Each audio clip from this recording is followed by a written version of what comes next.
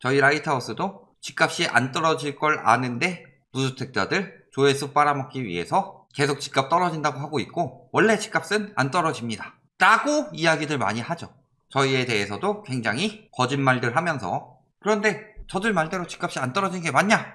자, 공급 부족, 공급 폭탄이 들어와도 집값은 오릅니다. 금리 인상돼도 집값은 오릅니다. 무슨 이야기들 하고 있냐 보자는 거죠.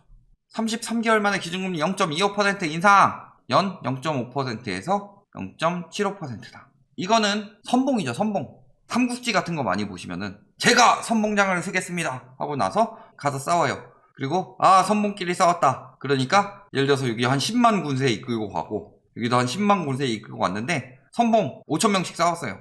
근데 얘네는 3,000 남고 얘네는 2,000 남았다. 그러면 우리가 선봉 이겼으니까 너네 다 후퇴해. 그래? 우리는 후퇴할게. 이게 아니죠.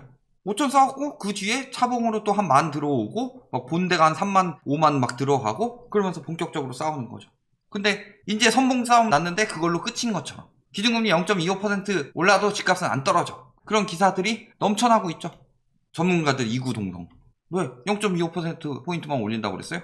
근데 과거 2010년 7월부터 2011년 6월까지 5차례에 걸쳐 기준금리를 연 2%에서 3.25%로 올린 상황. 근데 매매 가격 지수가 올랐대요. 왜 갑자기 이 이야기를 해요? 2010년에서 2011년까지는 집값 하락시기였습니다. 그런데 전국적으로는 올랐죠. 그 이야기 하고 있는 거예요. 맨날 서울 아파트 이야기 하다가 전국 오르면 어떻게 돼요? 2010년 7월부터 2011년 6월까지 5차례에 걸쳐 기준금리 오를 때 핵심 지역들 어떻게 됐어요? 서울 그래프 봐봐요. 갑자기 이럴 땐 전국 들이대죠. 그리고 기준금리 올려도 집값 안 잡힌다. 이런 이야기 하고 있는 거죠. 왜? 집값 잡히면 안 되거든요. 저 전문가라는 작자들 언제까지 털어먹을 수 있을까요? 집값 떨어지기 직전까지. 그때까지는 계속 오른다고 이야기하면서 받아 처먹는 거죠. 리먼 이전에 전문가 누구 남았어요 지금? 자, 금리가 집값에 미치는 영향 0.25% 인상으로는 미치지 못한다는 지적이 많지만 이자 부담 능력이 떨어지는 실수요 서민층과 지방, 강북 등이 우선적으로 받게 되고 무주택자들의 내 집 마련만 어려워진다. 개소리 집어치우고 금리가 타격을 주는 것은 영끌하고 갭투기예요. 왜 이 이야기 빼먹죠? 영끌이야 어차피 타격 입는 건 누구나 다 알지만 갭투기가 타격을 입는다. 왜? 금리가 올라가면 뭐가 영향을 받기 때문에? 전세가가. 전세 가격이 영향을 받기 때문에 금리 인상하면 집값 떨어지는 이유는 투기꾼들이 금리 인상해도 못 버텨서가 아니에요. 투기꾼들은 대부분 갭투기를 해요. 그런데 전세 금리가 오르면은 주담대는 40% 막 이렇게 나온 전세 80%씩 나오죠. 집값 10억이고 전세 한 7억이라고 해봅시다. 7억에 80% 얼마예요? 5억 6천이죠. 10억에 40%는 4억이죠. 요즘에 그런 사람들 많다고 그랬어요. 부부인데 물론 예시예요. 남편이 집을 사고 아내가 전세로 들어가서 전세자금 대출 80% 받아서 집을 매입하는 금액으로 사용한다. 그만큼 전세가 대출이 더 많이 나온다는 거죠. 그러면은 이자 부담은 조금만 올라도 매매보다는 전세가 더 크게 타격을 입는다.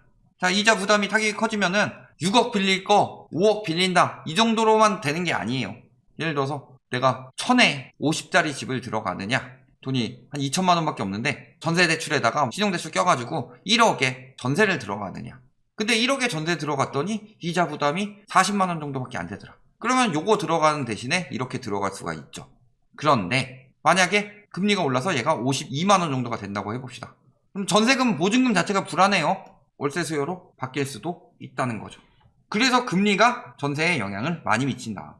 그러면 전세에 영향을 미치면 누가 타격을 입느냐? 한두 채 갭투기 한 사람 괜찮다고 칩시다. 한 30채씩 했다고 해봅시다. 1,000만 원씩만 떨어져요.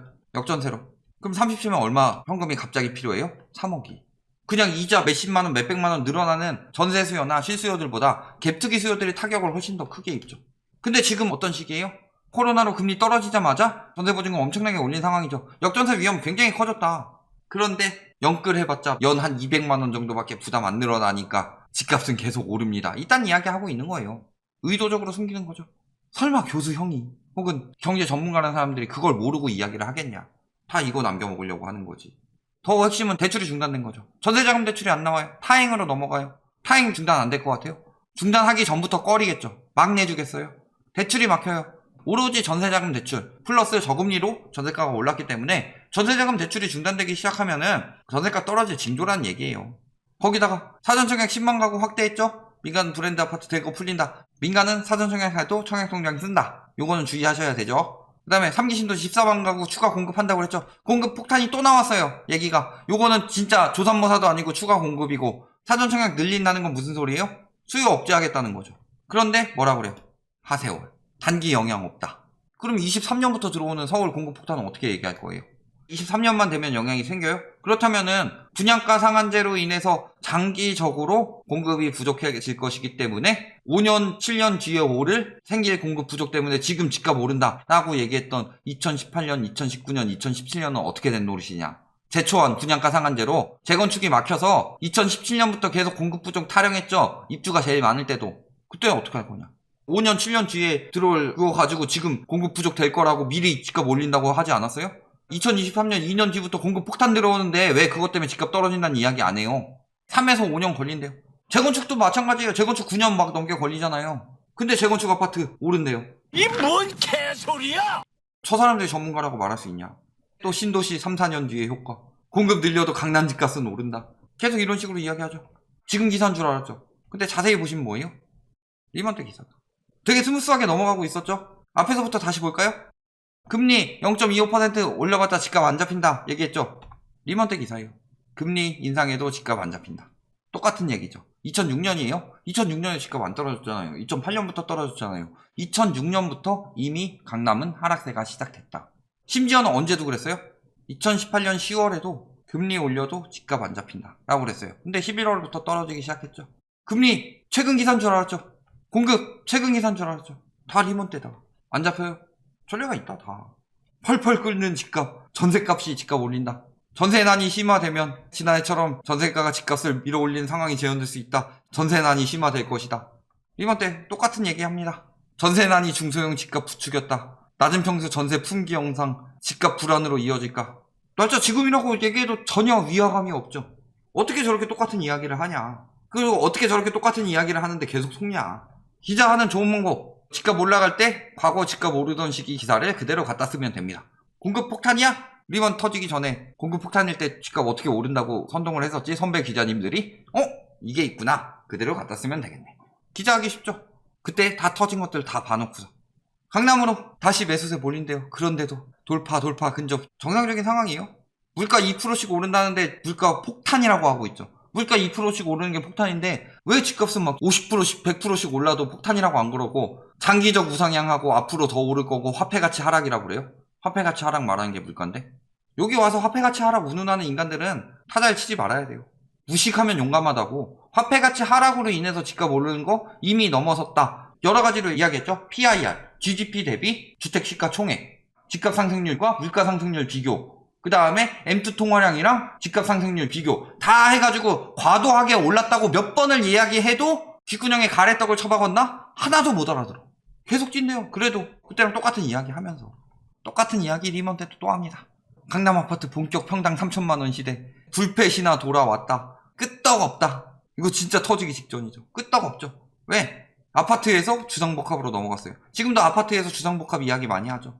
다 똑같은 이야기다. 12월에서야 가격 폭락, 한국판 서브프라임 비상. 그런데 버블7 터지면서 강남은 2006년부터 하락세가 나왔다. 그런데도 계속 올리고 있었던 거죠. 어때요? 마피아 마이너스 P 아파트 폭증했죠.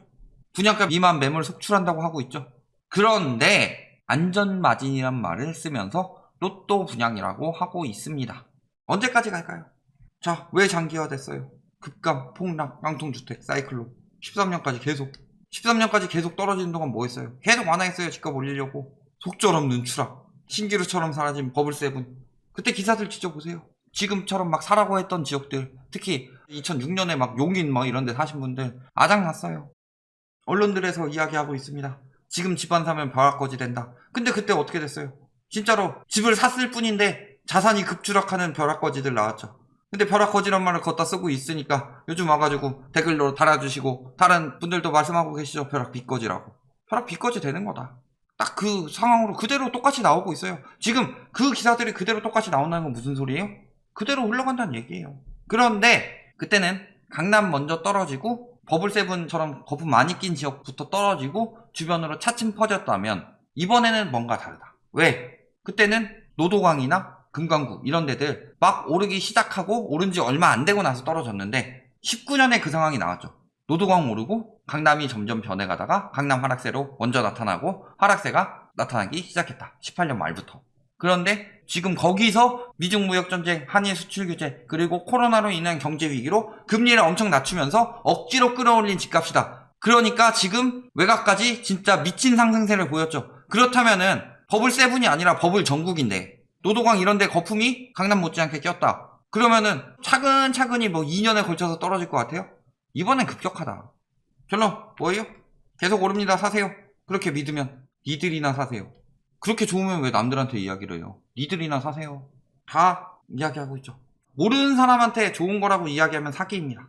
사기에 당하면 빚더미에 떠앉아요. 기획부동산도 그렇고 다단계도 그렇고 그렇게 좋으면 지들이 하지 왜 남들한테 추천을 하느냐. 그런데도 계속 오릅니다. 집값 절대로 안 떨어집니다. 여기 와서 그 난리 치고 지들 카페 가가지고 막 그 난리 치고 그러면서 팔았다고 하면 축하해주고 뭐하는 짓들이냐. 벼락거지라는 말로 유도해서 진짜 벼락거지 만들지 마라. 니들 살아남기 위해서 엄한 사람들한테 사기치지 마라. 여기까지 말씀드리겠습니다.